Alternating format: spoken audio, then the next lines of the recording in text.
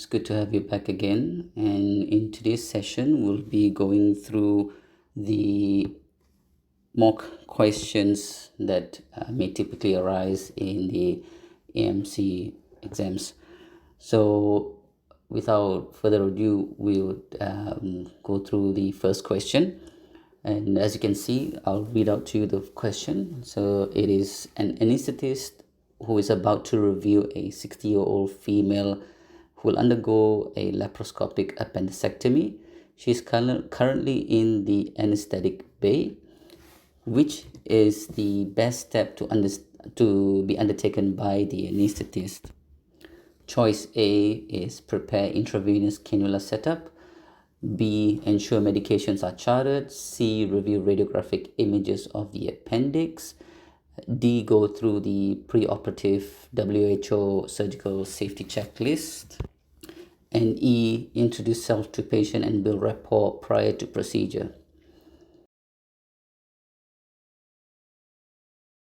And so I would go through first the most correct answer, and in this case it's D, option D, which is going through the preoperative WHO surgical safety checklist. Now, whilst all the other options are correct, the most important thing prior to any operation is to go through the safety checklist, which you can get it over the internet, or you can also approach the local hospital in your area and request for the form, which is readily available in all theaters. The checklist will be divided into three categories: before induction of anesthesia, before skin incision, and before patient leaves the operating room. Before induction of anesthesia, which occurs mainly in the anesthetic bay, you would find a few things that needs to be ticked off by the surgeon, the anesthetist as well.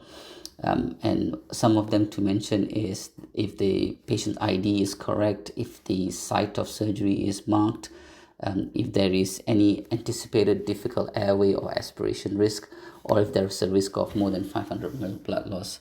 And then you can move on to other things that such as preparing intravenous cannula, ensuring medications are charted, introducing patient self to patient, and building rapport as well. Now moving on to the second question. You are a surgical registrar and have been informed that a 25-year-old male patient in ED is due to arrive following a motor vehicle accident.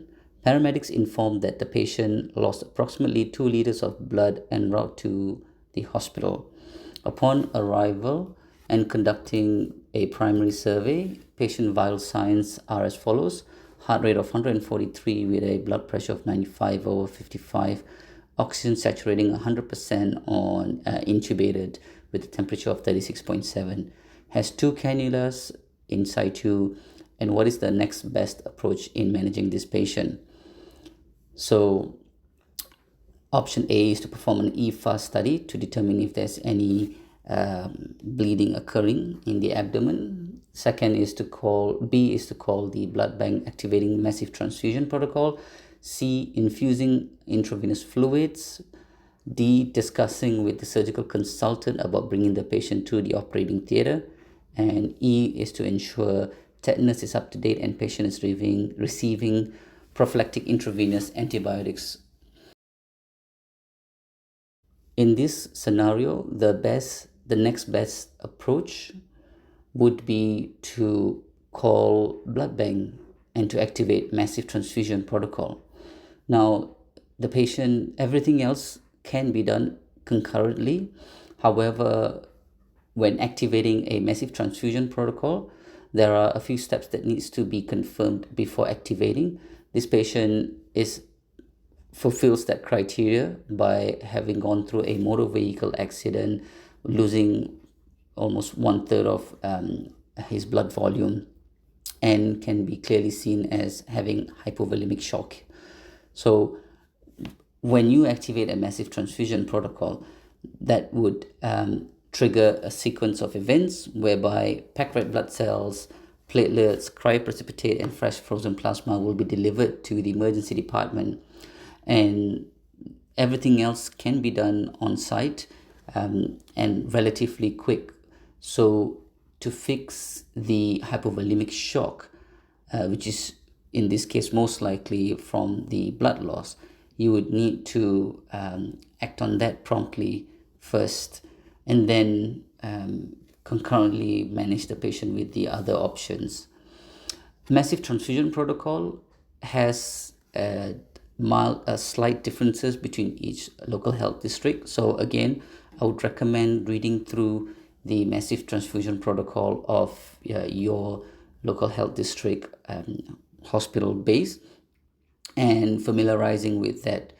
But overall, they have a very similar way of activating the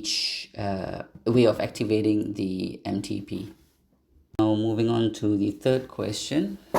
An 80-year-old female patient with dementia has been found to have cecal cancer, which would require a right hemicolectomy. The patient's power of attorney for medical decisions was assigned to her son. In the best interest for his mother, the decision was made to not undergo the operation. However, patient's daughter objects to this and insists on the mother having the surgery. What would be your best approach in this scenario? A is to optimize the patient medically for a potential operation. B, setting up a family discussion discussing benefits and risks. C, inform patient's son that the surgery should go ahead as per daughter's wishes. D, refer the case to tribunal hearing as there's conflicting decisions within the family. And finally, E, requesting an anesthetic assessment to ascertain if patient is fit to undergo a right hemicolectomy.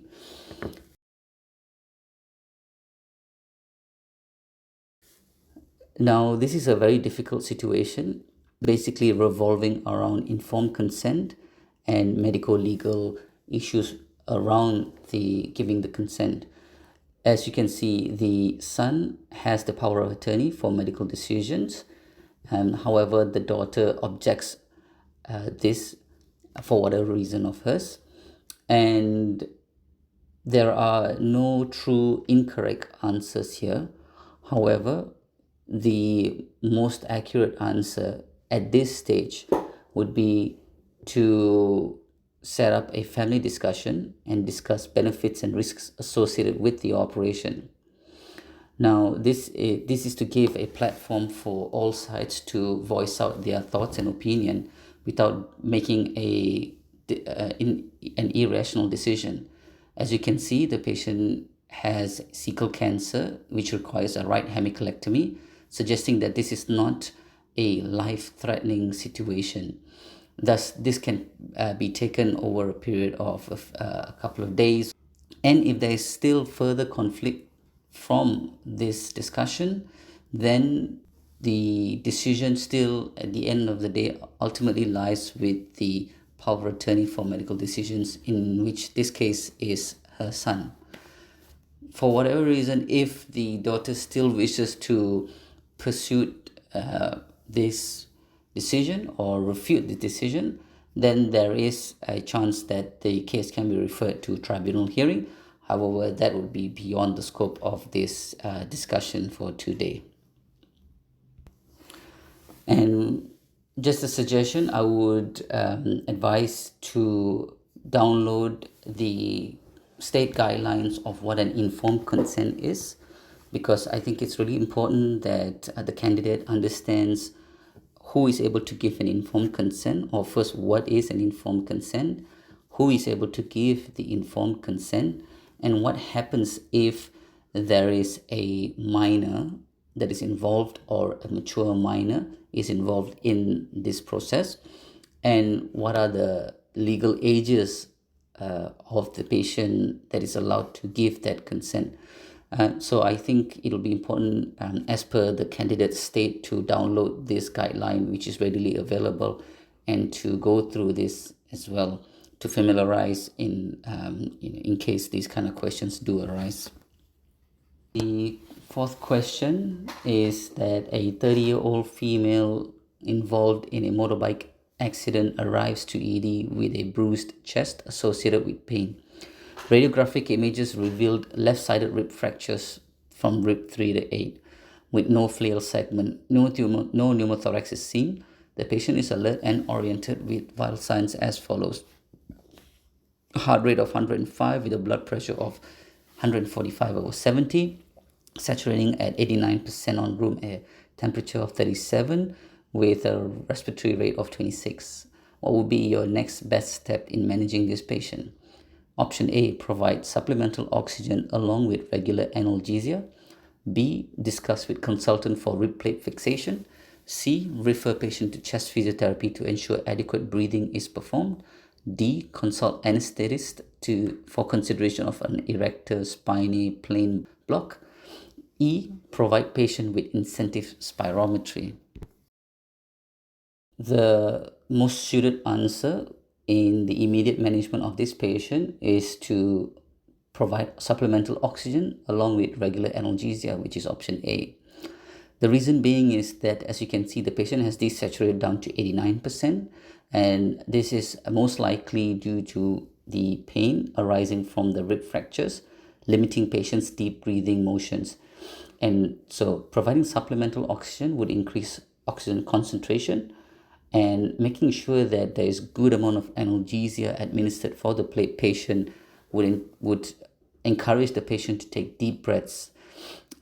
One thing that can be very detrimental is that if the patient does not receive adequate pain relief for good ventilation of the lungs or for breathing, the patient can develop pneumonia as a result, which in some cases can be fatal.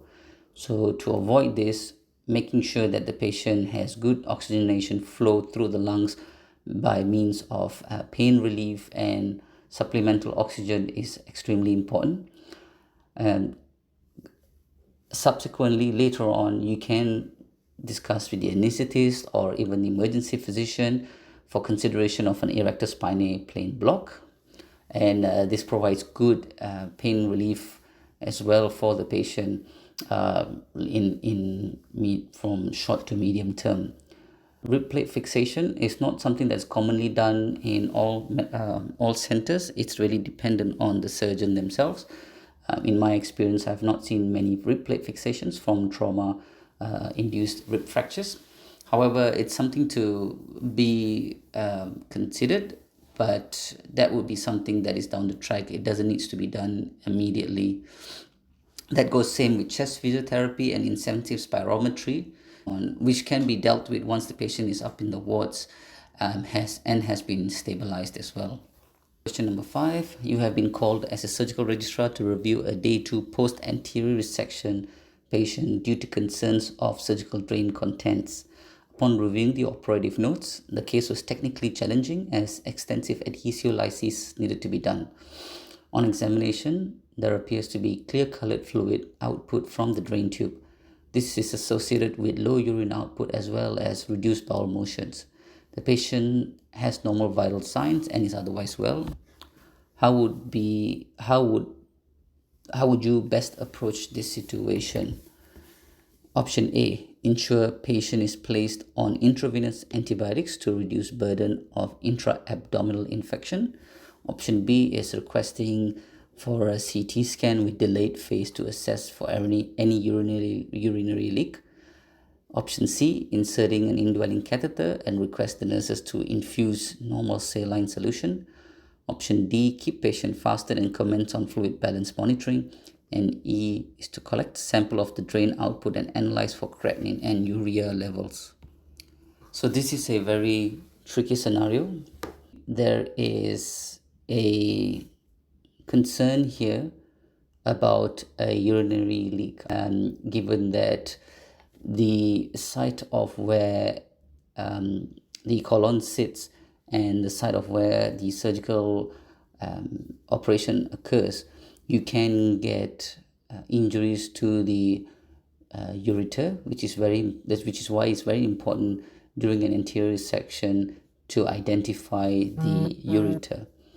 Now, if you're seeing that a clear fluid that is coming out of the drain tube, I would say it's most likely of two. One is that it's serous fluid from the operation itself. It could be during washout, or it could be from urine.